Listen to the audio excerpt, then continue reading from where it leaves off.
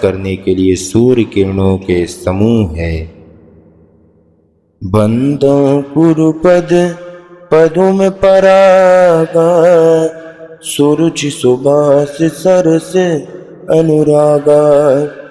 अमीय मूरी में चूरन चारो, समन सकल भव रुज परिवारो।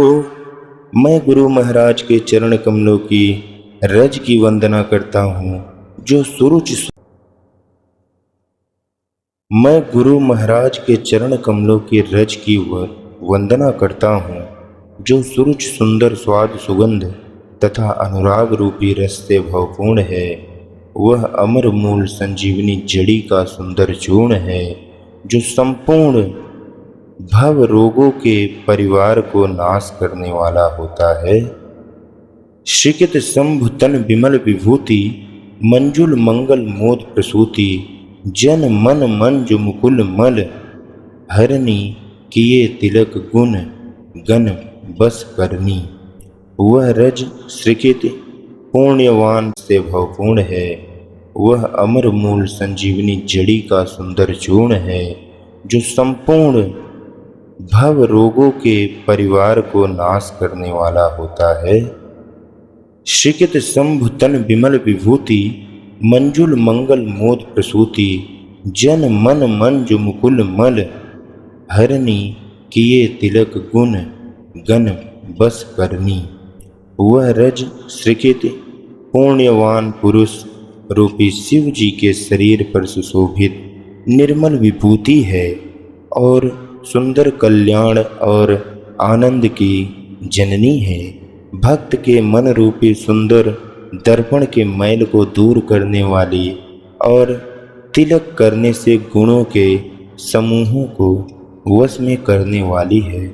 श्री गुरुपद नख मणिगण ज्योति, सुमिरत दिव्य दृष्टि ही होती। दलन मोह तम सोस प्रकाशु, बड़े भाग उरे आवे जासु।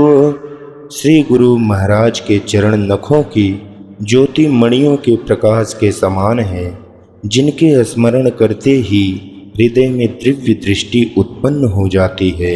वह प्रकाश अज्ञान रूपी अंधकार का नाश करने वाला है। वह जिसके हृदय में आ जाता है उसके बड़े भाग्य हैं। उघरहि विमल विलोचन ही के, मिटहि दोष दुख भव रजनी के। सूझहि राम चरित मनि मानिक, गुपुत प्रगट जह जो जहि खानिक। उसके हृदय में आते ही हृदय के निर्मल नेत्र खुल जाते हैं और संसार रूपी रात्रि के दोष दुख मिट जाते हैं एवं रामचंद्र रूपी मणि और माणिक गुप्त और प्रगट जहाँ जो जिस खान में है सब दिखाई पड़ने लगती है। जथा सुअंजन अंजी, दृग साधक सिद्धि सुजान। कौतुक देखत शैल बन, भूतल भूरि निधान। जैसे सिद्ध जन को नेत्रों में लगाकर साधक सिद्ध और सुजान पर्वतों वनों और पृथ्वी के अंदर कौतुक से ही बहुत सी खाने देखते हैं। गुरुपद रज मृदु मंजुल अंजन, नयन अमीय दृग दोष विभंजन। तेहि करी विमल विवेक विलोचन, बरनऊ राम चरित भव मोचन।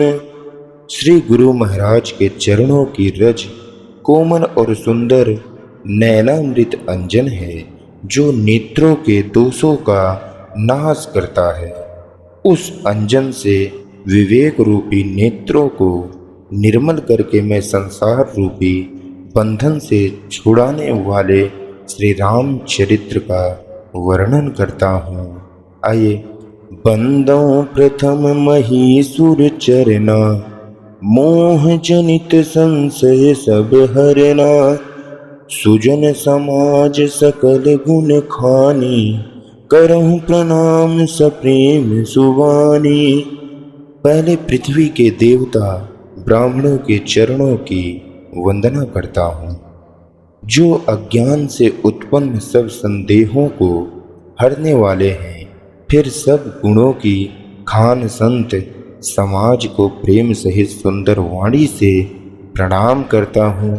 साधु चरित शुभ चरित कपासु, नीरस विशद गुणमय फल जासु। जो सही दुख पर छिद्र दुरावा, बंदनीय जहि जग जस पावा। संतों का चरित्र कपास के चरित्र के समान शुभ है, जिसका फल नीरस विशद और गुणमय होता है। कपास की डोंडी नीरस होती है, संत चरित्र में विष या शक्ति नहीं है, इससे वह भी नीरस है। कपास उज्जवल होता है, संत का हृदय भी अज्ञान और पाप रूपी अंधकार से रहित होता है, इसलिए वह विशद है।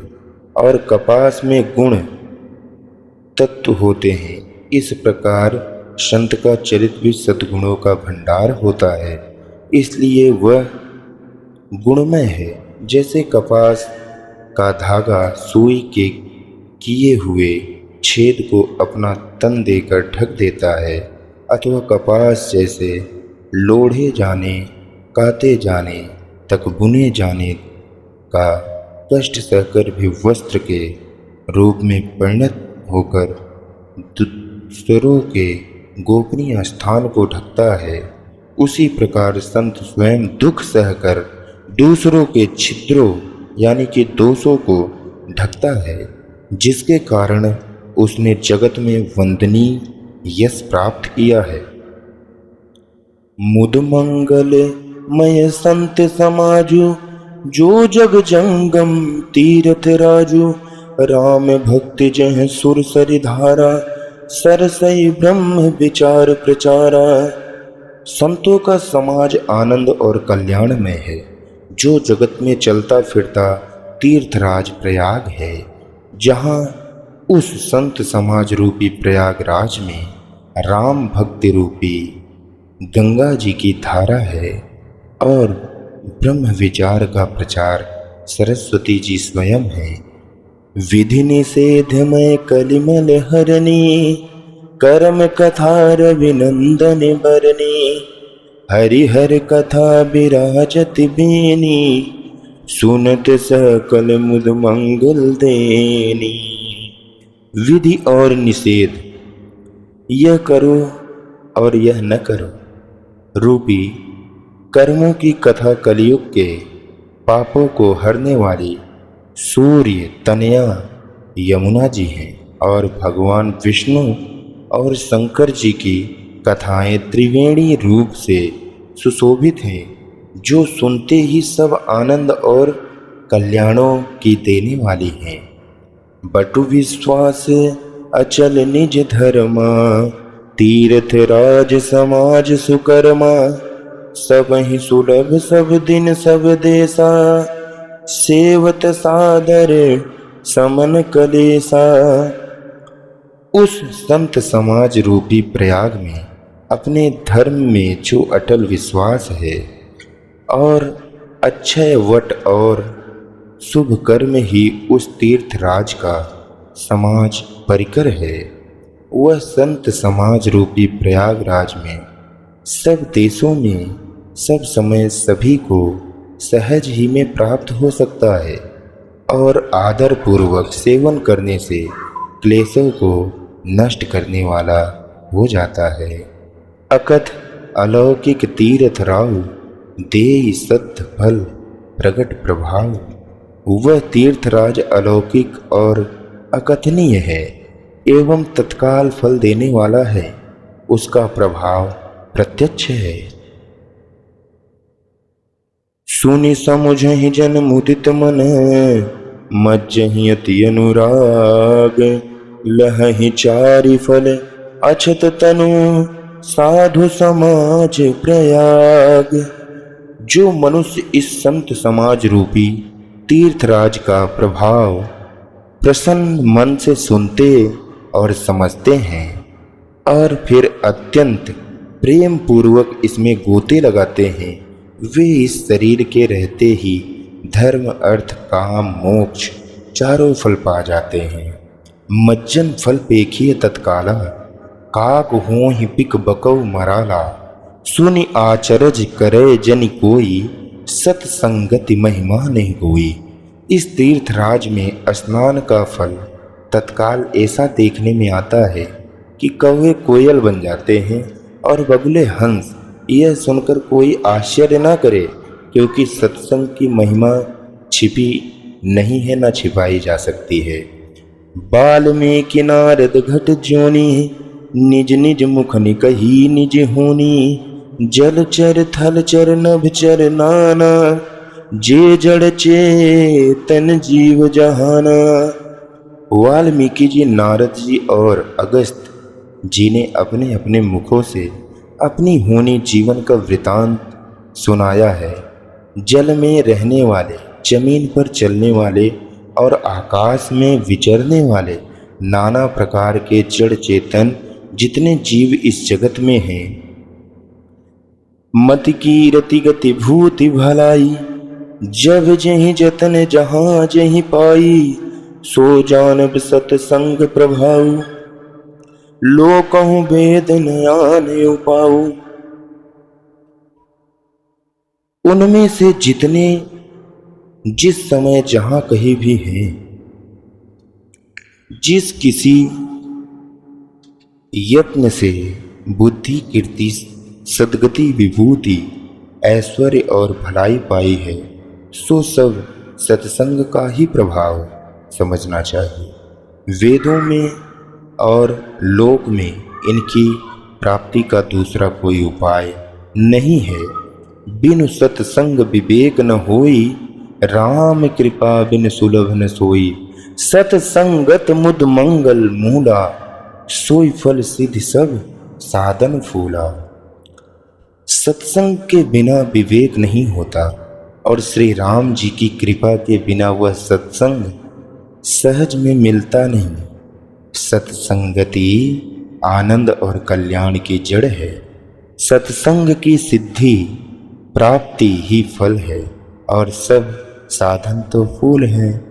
सठ सुधरे सत्संगति पाई, पारस परस कुधात सुहाई, विधि सब सुजन कुसंगत परही, फनि मनि सम निज गुण अनुसरही। दृष्टि भी सत्संगत पाकर सुधर जाते हैं। दुष्ट भी सत्संगति पाकर सुधर जाते हैं। जैसे पारस के स्पर्श से लोहा सुहावना हो जाता है और सुंदर सोना बन जाता है, किंतु दैव योग से यदि कभी सज्जन कुसंगत में पड़ जाते हैं तो वे वहाँ भी सांप की मणि के समान अपने गुणों का ही अनुसरण करते हैं। यथार्थ जिस प्रकार सांप का संसर्ग पाकर भी मणि उसके विष को ग्रहण नहीं करती तथा अपने सहज गुण प्रकाश को नहीं छोड़ती, उसी प्रकार साधु पुरुष दुष्टों के संग में रहकर भी दूसरों को प्रकाश ही देते हैं। दुष्टों का उन पर कोई प्रभाव नहीं पड़ता।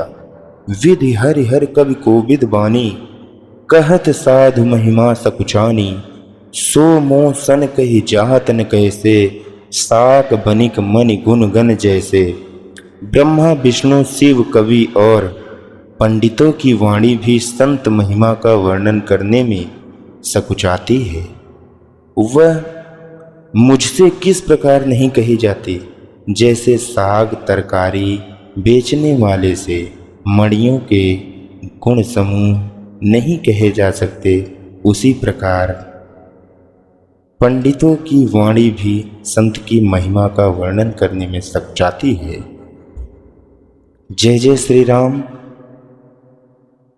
अगला एपिसोड दोहा नंबर 3।